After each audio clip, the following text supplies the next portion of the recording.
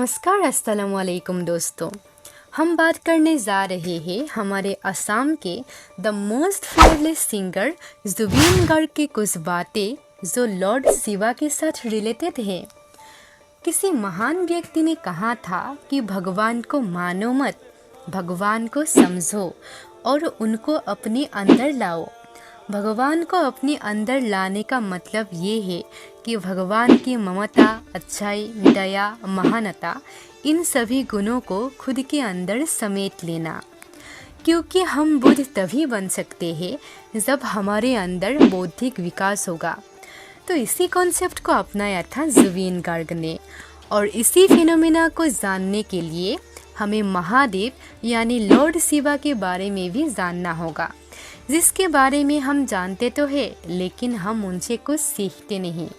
हिंदू धर्म के लोग उनको पूजते हैं, उनको अपना भगवान मानते हैं। फिर भी काफ़ी सारे हिंदू लोग उनके महानता को समझते नहीं हैं। किसी दैविक शक्ति को पूजने का अर्थ ये नहीं होता कि उनके महानता को खुद के अंदर भी लागू करे, लेकिन ऐसा हमें करना चाहिए क्योंकि ऐसा करने से ही हमारे अंदर की बुराई का अंत होगा। और उधर मुस्लिम, ईसाई, बाकी धर्म के लोग सिर्फ उनको हिंदू धर्म में पूजे जाने वाले एक देवता की तरह ही देखते हैं।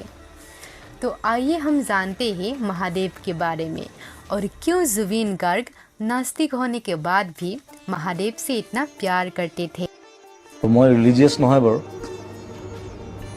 মই জাতি ধৰ্মত ইমান বিশ্বাসী নহয়, কিন্তু শিৱ কেৰেক্টাৰটো ভাল লাগে। महादेव एज अ कैरेक्टर तू न जान ले ठहरना मत, बुद्ध ने जाना होगा तो बुद्ध पहुंचेंगे और नानक ने जाना होगा तो नानक। राजकुमार सिद्धार्थ बुद्ध बन सकते हैं तो मैं बुद्ध क्यों नहीं बना भाई। और सिद्धार्थ गौतम ने भी बड़ा साधारण जीवन जिया था।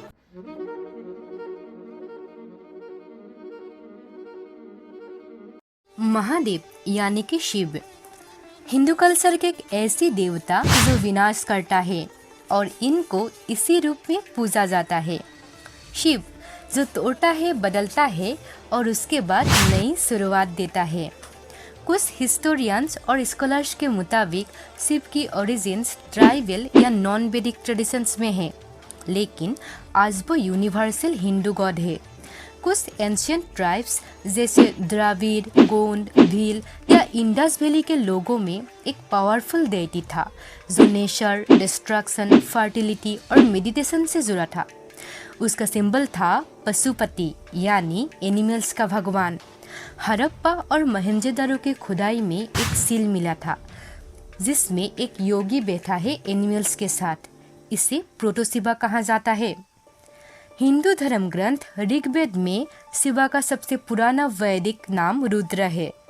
एक लंबी कहानी है कि कैसे वैदिक और नॉन वैदिक कल्चर ने एक दूसरे को एक्सेप्ट किया था और बाद में शिव को यूनिवर्सल हिंदू गॉड की तरह अपनाया था।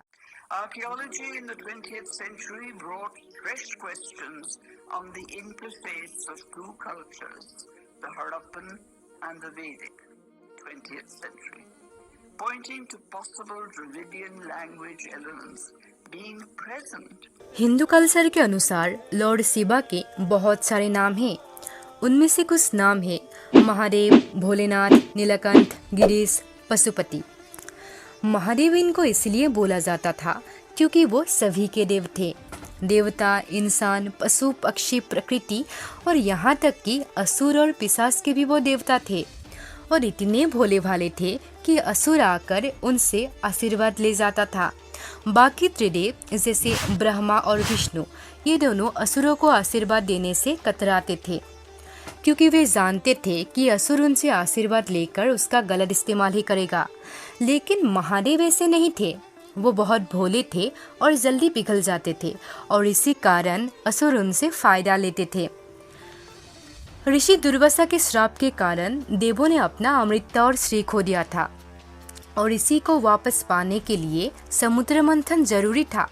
समुद्र को मंथन करने के लिए महादेव ने अपने गले में लिपटा हुआ वासु के नाग को रस्सी की तरह यूज करने के लिए देवासुर को दे दिया था और जब उस मंथन से हलाहल का विष निकला तो महादेव ने सृष्टि की रक्षा के लिए वो विष पी लिया।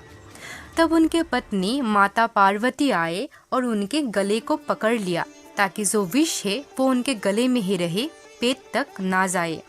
और इसी वजह से उनके गले का रंग नीला हो गया और तब से उनका नाम पड़ गया नीलकंठ। महादेव जो जंगल, पहाड़ और पशु पक्षियों के बीच रहते थे और इसीलिए उनको गिरीश और पशुपति भी कहा जाता था। तो अब आते हैं जुबिन गार्ग की ओर। जुबिन गार्ग जो हमारे आसाम के बहुत बड़े कलाकार हैं। हमारे आसाम के लोग उनको इतना ज़्यादा प्यार करते थे कि उनके इंतकाल के बाद उनको देखने के लिए जनसैलाब खड़ा हो गया था। लोगों से इतना ज़्यादा प्यार पाना कोई साधारण सी बात नहीं है, उसके लिए खुद के अंदर देवत्व को लाना पड़ता है और जुबिन गार्ग ने यही किया था। जुबिन गार्ग एनिमल से बहुत ज़्यादा प्यार करते थे और इसके लिए PETA इंडिया ने उनको हीरो ऑफ एनिमल्स के अवार्ड भी दे चुके हैं। जब सरकार गुवाहाटी के दीघली पुखुरी में पेड़ों को काटना चाहा तो जुबिन गार्ग ने इसका विरोध किया था। দীঘলী পুখুৰী এতিয়া গছখিনি যদি কাটি দিয়ে সেই সৌন্দৰ্যটো ঘূৰাই পাব নাই, আকৌ সেই সৌন্দৰ্যটো কোনে ঘূৰাই পাব? নাপায়। Don't go for it. কথাটো হ'ল আমি এইটো বিচৰা নাই। You can't do it, you can't do it. যি মন যায় তাকে কৈ থাকিলে নহ'ব নহয়। যোনে নহওক, যোনে CM নহওক, যোনেই PM নহওক, আই চেলেঞ্জ মোৰ লগত আহক। কি ঘণ্টা হ'ব তাত? কোনে চাব গছবিলাক? इससे पता लगता है कि उनको नेचर से कितना ज़्यादा प्यार था।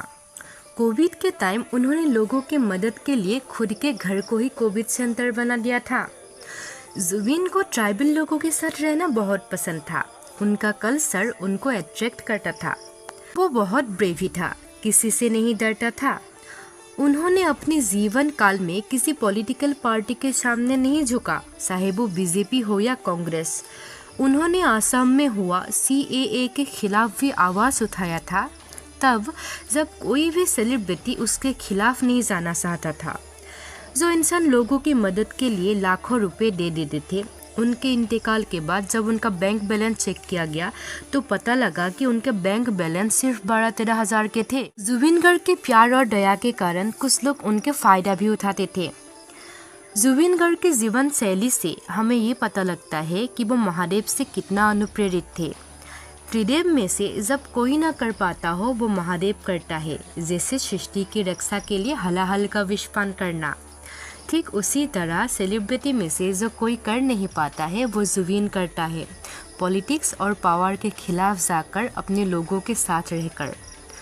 जीव जंतु, पशु पक्षी, प्रकृति के साथ रहना जैसे महादेव रहते थे। सब कुछ होने के बाद भी खुद के पास कुछ ना रखना, जैसे बिल्कुल महादेव रहते थे। जुबिन गार्ग ने कभी महादेव को पूजा नहीं, लेकिन उनके गुण और देवत्व को खुद के अंदर ले लिया था।